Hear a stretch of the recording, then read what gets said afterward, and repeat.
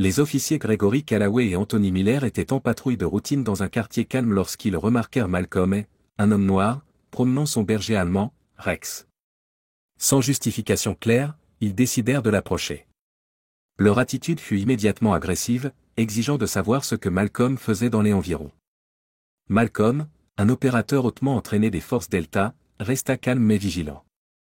Rex, sentant la tension, se positionna de manière protectrice devant son maître. L'hostilité des officiers s'intensifia, et la situation dégénéra rapidement. Malcolm profitait d'un rare moment de paix, promenant son fidèle berger allemand, Rex, dans son quartier. Malgré les dangers auxquels il était confronté dans son travail, Malcolm se sentait en sécurité pendant ces instants tranquilles. Cependant, la vue d'une voiture de police à proximité le mit mal à l'aise. Il savait trop bien à quelle vitesse les situations pouvaient dégénérer, surtout pour quelqu'un comme lui. Malcolm resta calme mais alerte, prêt à se défendre, ainsi que Rex, si nécessaire. Les officiers, Callaway et Miller, s'approchèrent de Malcolm, questionnant sa présence dans les environs. Malcolm resta poli et coopératif, expliquant qu'il travaillait dans la sécurité privée. Malgré son attitude calme, les officiers devinrent de plus en plus méfiants. Ils exigèrent de voir ses papiers d'identité, que Malcolm leur remit sans résistance. Cependant, leur hostilité s'intensifia lorsqu'ils découvrirent son passé militaire. Le ton agressif et accusateur des officiers prépara le terrain pour la confrontation tragique qui allait suivre. Avant de continuer, n'oubliez pas de vous abonner à la chaîne et de cliquer sur le bouton « J'aime ». D'ailleurs, depuis quelle ville nous regardez-vous? Écrivez-le dans les commentaires, nous sommes curieux. Alors que les officiers Callaway et Miller examinaient les papiers de Malcolm, leurs soupçons ne firent que s'approfondir. La découverte de son passé militaire sembla attiser leur agressivité plutôt que de les rassurer. Ils commencèrent à l'interroger sur son chien, Rex, accusant Malcolm de l'avoir entraîné à attaquer. Malcolm expliqua calmement que Rex était un compagnon bien dressé, ne représentant aucune menace à moins d'être provoqué. Cependant, les officiers ne furent pas convaincus. Leur ton devint plus hostile, et Malcolm sentit que la situation lui échappait. Malgré ses efforts pour rester calme, la tension dans l'air était palpable. La confrontation atteignit un point de rupture lorsque l'officier Callaway ordonna à Malcolm de maîtriser Rex. Malcolm refusa, sachant que Rex ne représentait aucun danger à moins d'être menacé. Les officiers interprétèrent cela comme un acte de défi et dégainèrent leurs armes. Rex, sentant le danger croissant, émit un grognement d'avertissement, se positionnant de manière protectrice devant Malcolm. Les officiers crièrent des ordres, leur voix remplie de panique et d'agressivité. Malcolm tenta de désamorcer la situation, mais il était déjà trop tard. La tension avait atteint son paroxysme, et le prochain mouvement des officiers allait tout changer. Dans un moment de panique, l'officier Miller tira. Le coup de feu résonna dans le quartier calme, et Rex, le fidèle berger allemand de Malcolm, s'effondra au sol. Du sang se répandit sous le chien tandis que Malcolm tombait à genoux, tenant Rex dans ses bras. Les officiers restèrent figés, leur visage mêlant choc et indifférence. La douleur de Malcolm fut immédiate et accablante, mais elle se transforma rapidement en rage. Il fixa les officiers, sa voix tremblante alors qu'il exigeait une explication. Les officiers, cependant, n'offrirent aucune excuse, seulement des justifications. Malgré la tragédie qui venait de se dérouler, les officiers tournèrent leur attention vers Malcolm. Ils l'accusèrent de résister à l'arrestation et de mettre leur vie en danger, utilisant le comportement protecteur de Rex comme justification. Malcolm fut menotté et forcé de monter à l'arrière de la voiture de patrouille, ses yeux ne quittant jamais le corps sans vie de Rex. Alors que la voiture s'éloignait, Malcolm jura de faire justice, non seulement pour lui-même, mais aussi pour Rex. Les officiers, ignorant la véritable identité et les capacités de Malcolm, n'avaient aucune idée de ce qu'il venait de déclencher.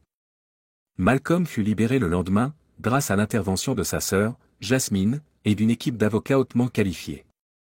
L'incident avait déjà commencé à provoquer l'indignation de la communauté. La nouvelle du tir se répandit rapidement, et beaucoup exigèrent une enquête sur la conduite des officiers.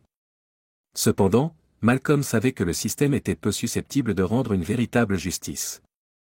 Il retourna dans une maison vide, l'absence de Rex étant un rappel constant de la tragédie. La douleur de Malcolm était profonde, mais elle fut éclipsée par une détermination croissante à tenir les officiers pour responsables. Il commença à rassembler des preuves, documentant chaque détail de l'incident et découvrant un historique de mauvaise conduite de la part de Callaway et Miller. La comunidad se unió en torno a Malcolm, organizando protesta y exigiendo transparencia al departamento de policía. A pesar del clamor público, Malcolm sabía que un cambio real requeriría más que solo protesta. Comenzó a planificar su próximo movimiento, decidido a exponer la corrupción sistémica que había permitido que ocurriera un incidente como ese. Malcolm no era un hombre que permitirá que la injusticia quedara sin respuesta. Utilizando su entrenamiento en las fuerzas delta, planificó meticulosamente su siguiente paso. Comenzó recopilando evidencia en contra de los oficiales Callaway y Miller, descubriendo un patrón de mala conducta y abuso de poder. Malcolm documentó cada detalle, desde declaración de testigo hasta informes internos de la policía, construyendo un caso que expondría la corrupción de los oficiales. También contactó a personas dentro de las comunidades militares ilegales, asegurándose de que su acción tuviera el máximo impacto. Malcolm sabía que una confrontación directa sería riesgosa, pero estaba dispuesto a asumir ese riesgo. Su objetivo no era solo castigar a Callaway y Miller, sino enviar un mensaje a todo el departamento de policía. Malcolm localizó a Callaway y Miller en una área apartada, donde los confrontó cara a cara.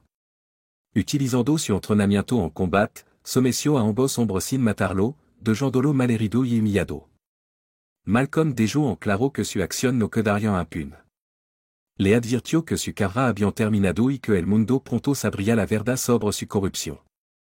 Los oficiales, ahora plenamente conscientes de las capacidades de Malcolm, quedaron sacudidos e impotentes. Malcolm se alejó, sabiendo que esto era solo el comienzo. Había preparado el escenario para una batalla más grande, una que expondría los problemas sistémicos dentro del departamento de policía y traería un cambio real a la comunidad. La confrontación entre Malcolm y los oficiales Callaway y Miller envió onda de choc a través del departamento de policía y la comunidad.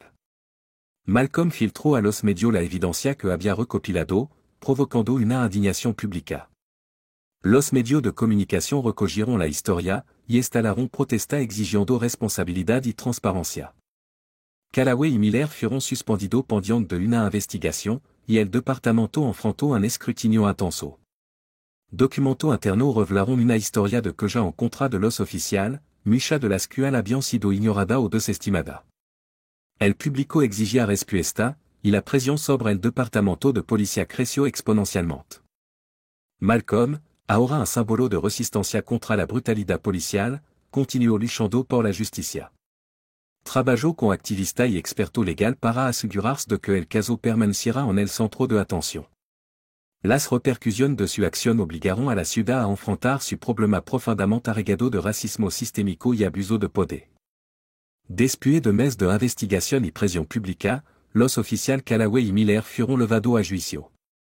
La evidencia en su contra era abrumadora, incluyendo la documentación meticulosa de Malcolm y los testimonios de testigos. El tribunal los declaró culpables de múltiples cargos, incluido el uso excesivo de la fuerza, obstrucción a la justicia y mala conducta. Callaway y Miller fueron sentenciados a 25 años de prisión sin posibilidad de libertad condicional. El veredicto fue un raro momento de responsabilidad en un sistema a menudo criticado por proteger a los suyos. Malcolm, aunque satisfecho con el resultado, sabía que la lucha por la justicia estaba lejos de terminar. El caso había expuesto problemas profundamente arraigados dentro del departamento de policía, y Malcolm estaba decidido a seguir presionando por un cambio sistémico. Malcolm visitó la tumba de Rex, un lugar tranquilo donde podía reflexionar sobre los eventos que habían ocurrido. Colocó una foto de Rex en la lápida, susurrando una promesa de seguir luchando por aquello que no podían defenderse. Mientras estaba allí, Malcolm sintió un cierre, sabiendo que la muerte de Rex no había sido en vano. Prometió honrar la memoria de Rex abogando por la reforma policial y apoyando a las víctimas de la brutalidad policial. El viaje de Malcolm, de víctima a defensor, fut un testimonio de su resiliencia y determinación. Mientras se alejaba de la tumba, supo que Rex siempre estaría con él, un recordatorio de la importancia de luchar por lo que es correcto. No olvides suscribirte a nuestro canal y dar like a este video para mostrar tu apoyo.